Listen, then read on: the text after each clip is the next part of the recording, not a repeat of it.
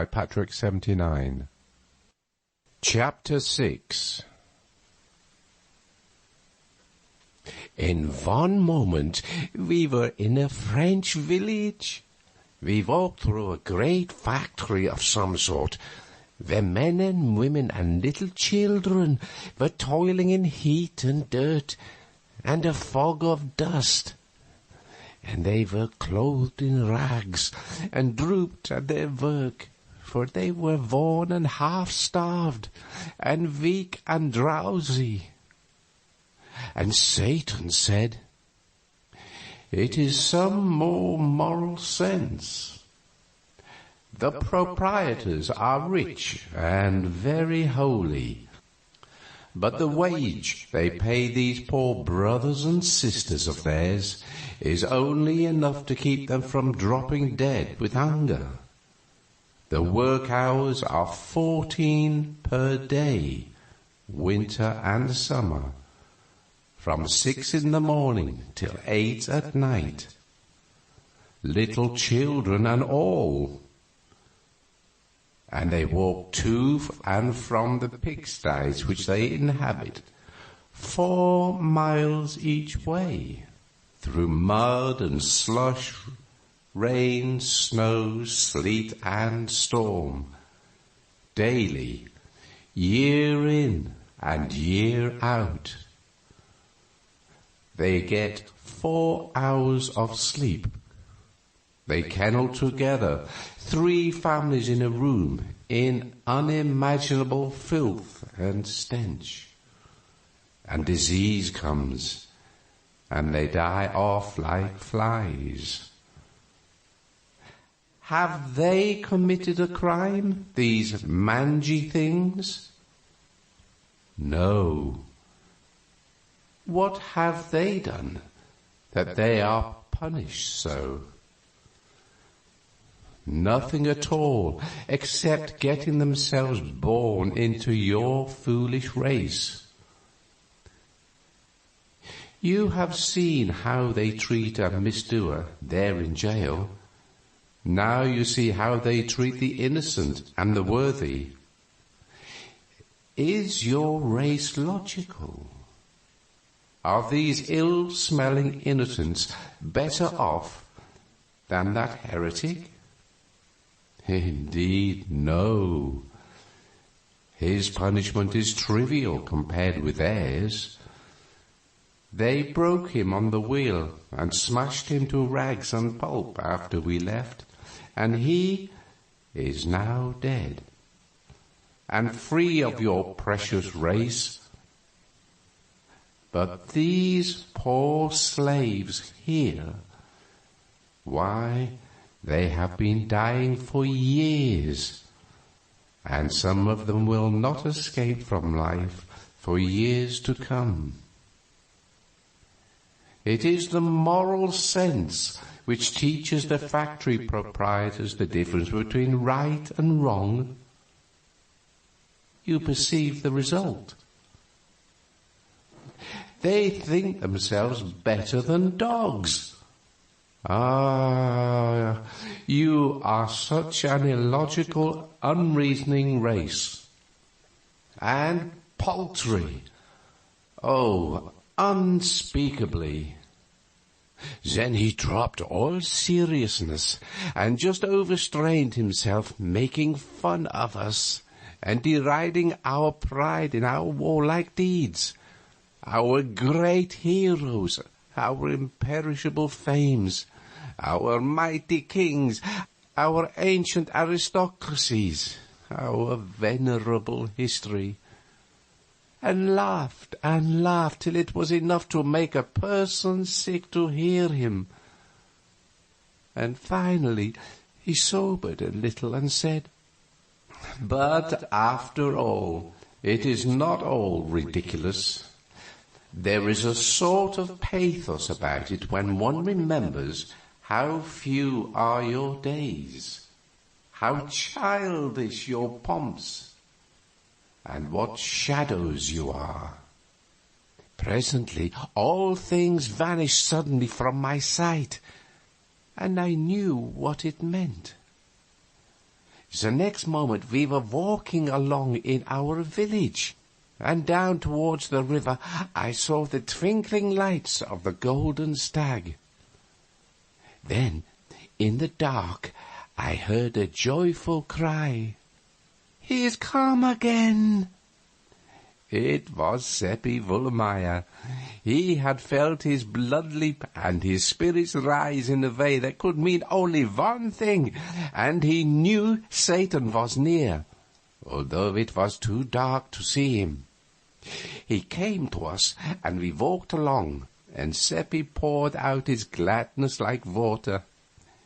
It was as if he were a lover and had found his sweetheart who had been lost.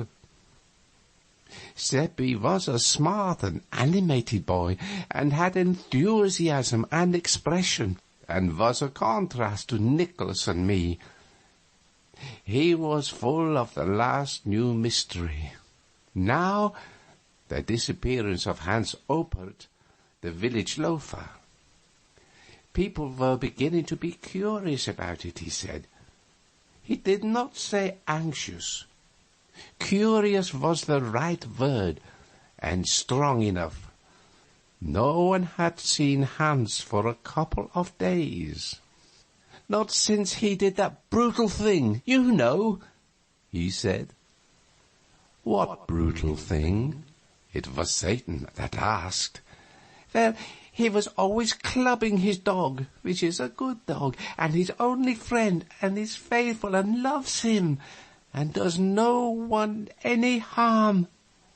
And 2 days ago he was at it again, just for nothing, just for pleasure.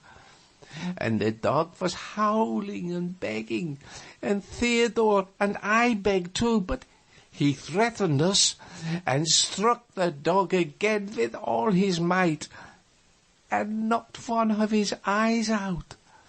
And he said to us, 'There, I hope you are satisfied now. That's what you have got for him by your damned meddling.' And he laughed, and heartless brute." Oh, Seppi's voice trembled with pity and anger. I guessed what Satan would say, and he said it. There is that misused word again, that shabby slander. Brutes do not act like that, but only men. Well, it was inhuman anyway. No, it wasn't, Seppi. It was human, quite distinctly human. It is not pleasant to hear you libel the higher animals by attributing to them dispositions which they are free from, and which are found nowhere but in the human heart. None of the higher animals is tainted with the disease called the moral sense. Purify your language, Seppi. Drop those lying phrases out. He spoke pretty sternly for him, and I was sorry I hadn't warned Seppi to be more particular about the word he used. I knew how he was feeling. He would not want to offend Satan. He would rather offend all his kin. There was an uncomfortable silence. But relief soon came, for that poor dog came along now, with his eye hanging down, and went straight to Satan, and began to moan and mutter brokenly. And Satan began to answer in a way, and it was plain that they were talking together in dog language. We all sat down in the grass in the moonlight, for the clouds were breaking away now, and Satan took the dog's head in his lap and put the eye back in its place. And the dog was comfortable, and he wagged his tail and licked Satan's hand, and looked thankful and said the same. I knew he was saying it, though I did not understand the words. Then the two talked together a bit, And Satan said, "He says his master was drunk." "Yes, he was," said V. And an hour later, he fell over the precipice, there, beyond the cliff pasture. "Oh, we know that place. It is 3 miles from here." And the dog has been often to the village, begging people to go there. But he was only driven away and not listened to. Oh, we remembered it, but hadn't understood what he wanted.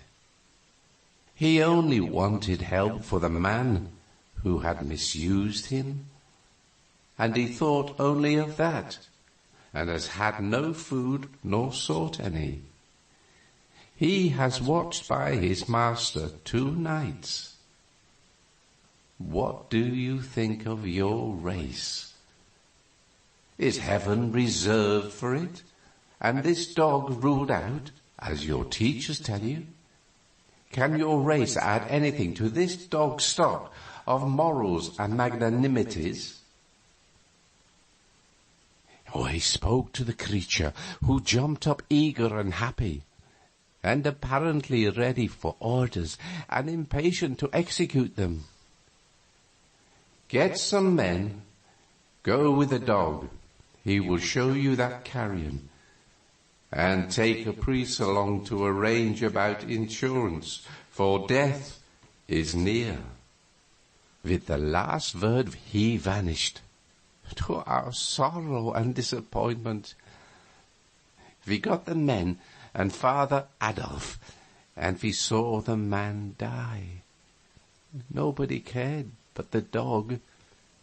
He mourned in grief and licked the dead man's face, and could not be comforted. We buried him where he was, and without a coffin, for he had no money, and no friend but the dog. If we had been an hour earlier, the priest would have been in time to send the poor creature to heaven, but now he was gone down into the awful fires, to burn forever. It seems such a pity that in a world where so many people have difficulty to put their time, 1 little hour could have not been spared for this poor creature, who needed it so much, and to whom it would have made the difference between eternal joy and eternal pain. It gave an appalling idea of the value of 1 hour, and I thought I could never waste again without remorse and terror. Oh, Seppi was depressed and grieved, and said it must be so much better to be a dog and not run such awful risks. We took this one home with us and kept it for our own. Seppi had a very good thought as we were walking along, and it cheered us up and made us feel much better. He said the dog had forgiven the man that had wronged him so, and maybe God would accept that absolution. There was a very dull week now, for Satan did not come. Nothing much was going on, and we boys could not venture to go and see Margaret because the nights were moonlit, and our parents might find us out if we tried. But we came across Ursula a couple of times, taking a walk across the meadow beyond the river to air the cat, and we learned from her that things were going well. She had natty new clothes on, and bore a prosperous look. The 4 groschen a day were arriving without break, but were not being spent for food and wine and such thing. The cat attended to all that. Margaret was enduring her forsakenness and isolation fairly well, all things considered, and was cheerful, by help of Wilhelm Meidling. She spent an hour or two every night in the jail with her uncle, and had fattened him up with the cat's contributions. But she was curious to know more about Philip Traum, and hoped I would bring him again. Ursula was curious about him herself, and asked a good many questions about his uncle. It made the boys laugh, for I had told them the nonsense Satan had been stuffing her with. She got no satisfaction out of us. Our tongues were tied. Ursula gave a small item of information. Money being plenty now, she had taken on a servant to help about the house and run errands. She tried to tell it in a commonplace, matter-of-course way, but she was so set up by it and so vain of it that her pride in it leaked out pretty plainly. It was beautiful to see her veiled delight in this grandeur. Poor old thing! But when we heard the name of the servant, we wondered if she had been altogether wise. For although we were young and often thoughtless, we had fairly good perception on some matters. This boy was Gottfried Nah, a dull, good creature with no harm in him and nothing against him personally. Still, he was under a cloud, and properly so, for it had not been 6 months since a social blight had mildewed the family. His grandmother had been burned as a witch. When that kind of malady is in the blood, it does not always come out with just one burning. Just now was not a good time for Ursula and Margaret to be having dealings with a member of such a family, for the witch terror had risen highly during the past year than it had ever reached in the memory of the oldest villagers. The mere mention of a witch was almost enough to frighten us out of our wits. This was natural enough, because of late years there were more kinds of witches than there used to be. In olden times it had been only old women, but of late years they were of all ages, even children of 8 and 9. It was getting so that anybody might turn out to be a familiar of the devil. Age and sex hadn't anything to do with it. In our little region, we had tried to extirpate the witches, but the more of them we burned, the more of the breed rose up in their places. Once, in a school for girls only 10 miles away, the teacher found that the back of one of the girls was all red and inflamed, and they were greatly frightened, believing it to be the devil's marks. The girl was scared and begged them not to denounce her, and said it was only fleas. But, of course, it would not do to let the matter rest there. All the girls were examined, and 11 out of the 50 were badly marked, the rest less so. A commission was appointed, but the 11 only cried for their mothers and would not confess. Then they were shut up, each by herself, in the dark, and put on black bread and water for 10 days and nights. And by that time they were haggard and wild, and their eyes were dry, and they did not cry any more, but only sat and mumbled and would not take the food.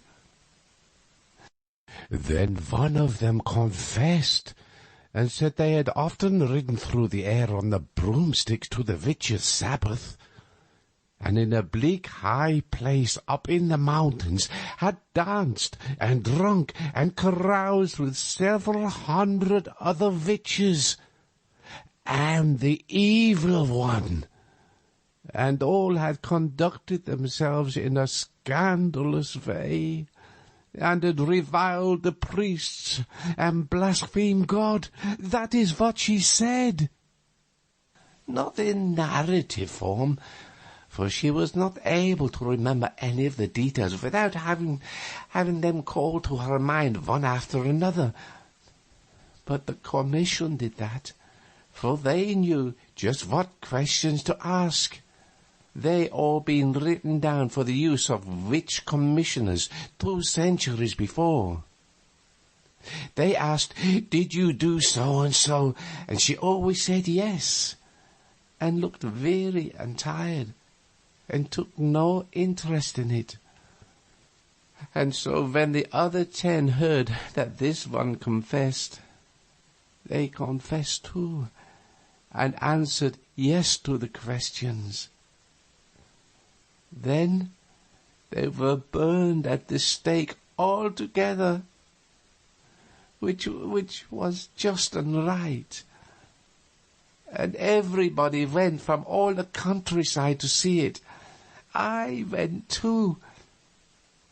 But when I saw that one of them was a bonny, sweet girl I used to play with, and looked so pitiful there, chained to the stake, and her mother crying over her and devouring her with kisses and clinging round her neck and saying, "Oh God, oh my God," it was too dreadful, and I went away.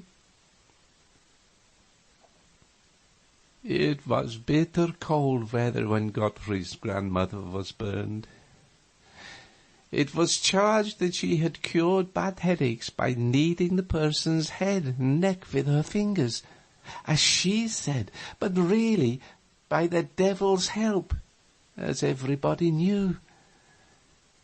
They were going to examine her, but she stopped them and confessed straight off that her power was from the devil. So they appointed to burn her next morning, early, in our market square. The officer who was to prepare the fire was the first, and prepared it. She was there next, brought by the constables, who left her and went to fetch another witch. Her family did not come with her. They might be reviled, maybe stoned, if the people were excited. I came, and I gave her an apple. She was squatting at the fire, warming herself and waiting, and her old lips and hands were blue with the cold. A stranger came next. He was a traveller, passing through, and he spoke to her gently, and, seeing nobody but me there to hear, said he was sorry for her. And he asked if what she had confessed was true. And she said no. He looked surprised and still more sorry for her, and then asked her, "Why did you confess?" "I am old and very poor," she said, "and I work for my living. There was no way but to confess. If I hadn't, then they might have set me free. But that would ruin me, and for no one would forget that I have been suspected of being a witch. And so I would get no more work, and wherever I went they would set their dogs on me. In a little while I would starve. The fire is best. It is soon over. You have been good to me, you too, and I thank you." She snuggled closer to the fire and put out her hands to warm them.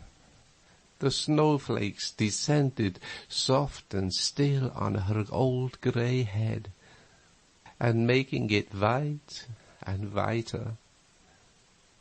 The crowd was gathering now, and an egg came flying and struck her in the eye, and broke and ran down her face. There was a laugh at that. I told Satan all about the 11 girls and the old woman once, but it did not affect him. He only said it was the human race, and what the human race did was of no consequence. And he said he had seen it made, and it was not made of clay, it was made of mud. Part of it was, anyway.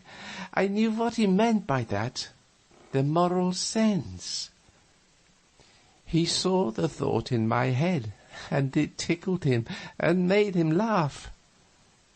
Then he called a bullock out of the pasture and petted it and talked with it and said, "There, he wouldn't drive children mad with hunger and fright and loneliness, and then burn them for confessing to things invented for them which had never happened. And neither would he break the hearts of innocent, poor old women and make them afraid to trust themselves among their own race. He would not insult them in their death agony, for he is not besmirched with the moral sense, but is as the angels are, and knows no wrong, and never does it."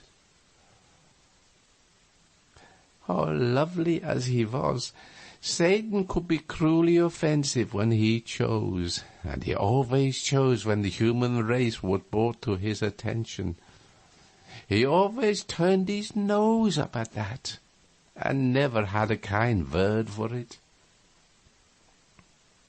Well, as I was saying, we boys doubted if it was good time for Ursula to be hiring a member of the Nar family. Oh, we were right.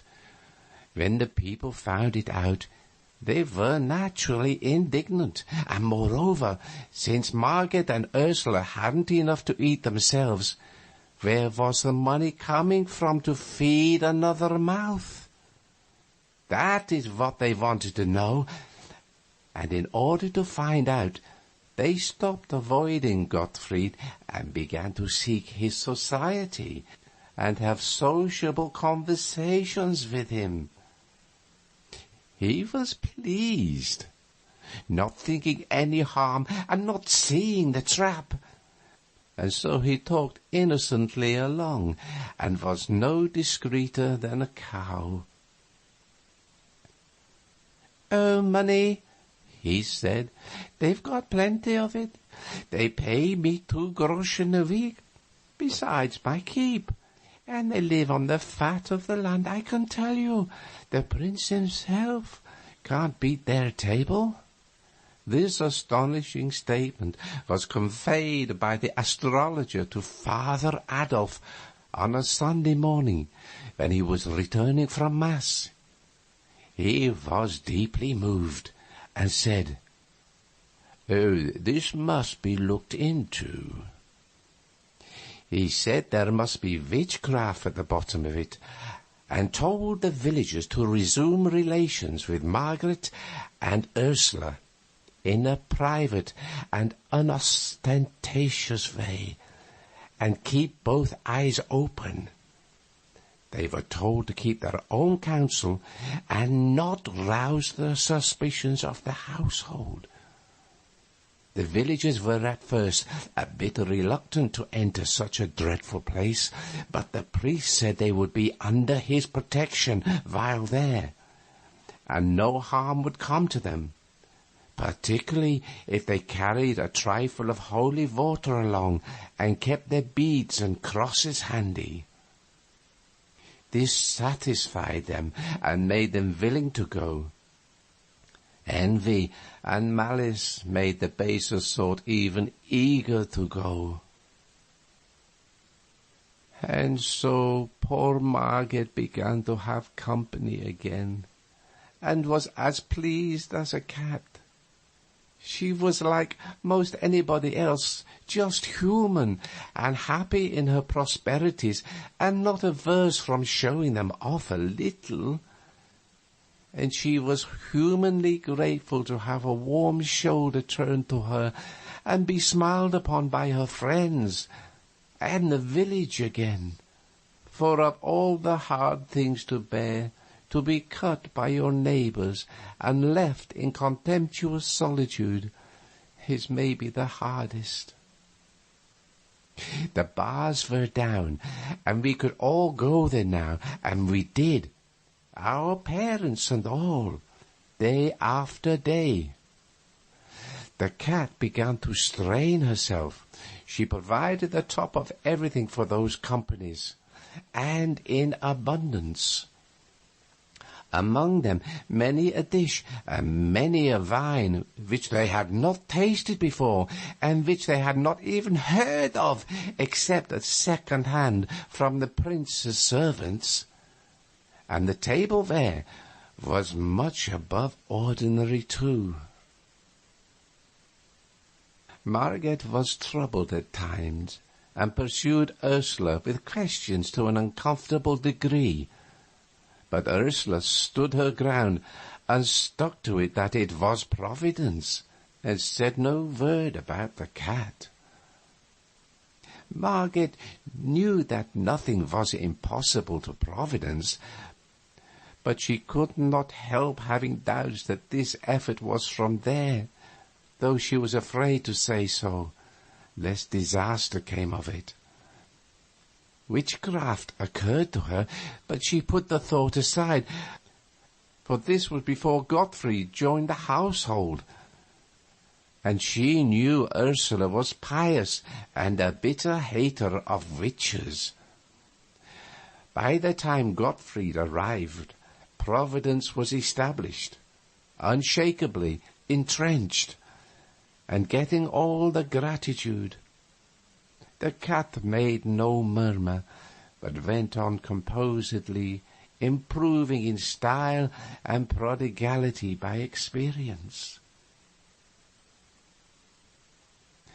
In any community, big or little, there is always a fair proportion of people who are not malicious or unkind by nature, and who never do unkind things except when they are overmastered by fear, or when their self-interest is greatly in danger, or some such matter as that.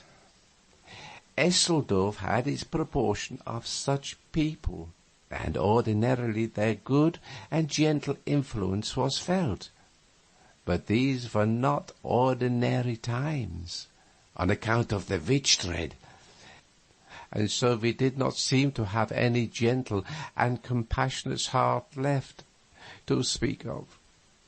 Every person was frightened at an unaccountable state of things at Margaret's house, not doubting that witchcraft was at the bottom of it, and fright frenzied their reason.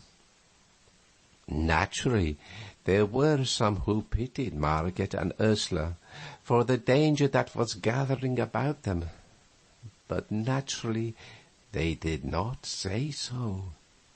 It would not have been safe. So the others had it all their own way, and there was none to advise the ignorant girl and the foolish woman and warn them to modify their doings. We've always wanted to warn them, but we backed down when it came to the pinch, being afraid. We found that we were not manly enough nor brave enough to do a generous action when there was a chance that it could get us into trouble.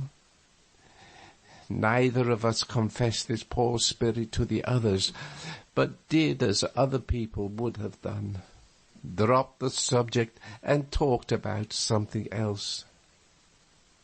And I knew we all felt mean, eating and drinking Margaret's fine things along with those companies of spies, and petting her and complimenting her with the rest, and seeing with self-reproach how foolishly happy she was, and never saying a word to put her on her guard. And indeed, she was happy, and as proud as a princess, and so grateful to have friends again. And all of the time, these people were watching with all their eyes and reporting all they saw to Father Adolf. But he couldn't make head nor tail of the situation. There must be an enchanter somewhere on the premises, but who was it? Margaret was not seen to do any jugglery, nor was Ursula, not yet Gottfried. And still the wines and dainties never ran short, and a guest could not call for a thing and not get it. To produce these effects was usually enough with witches and enchanters. That part of it was not new. But to do it without any incantations, or even rumblings, or earthquakes, or lightnings, or apparitions, that was new, novel, wholly irregular. There was nothing in the books like this.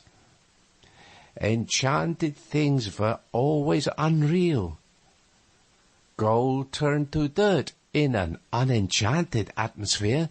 Food withered away and vanished. But this test failed in the present case. The spies brought samples. Father Adolf prayed over them, exorcised them, but it did no good. They remained sound and real, yet yielded to natural decay only, and took the usual time to do it. Father Adolf was not merely puzzled, he was also exasperated, for these evidences very nearly convinced him, privately, that there was no witchcraft in the matter. It did not wholly convince him, for this could be a new kind of witchcraft. There was a way to find out as to this. If this prodigal abundance of provender was not brought in from the outside, but produced on the premises, there was witchcraft sure. End of chapter 6.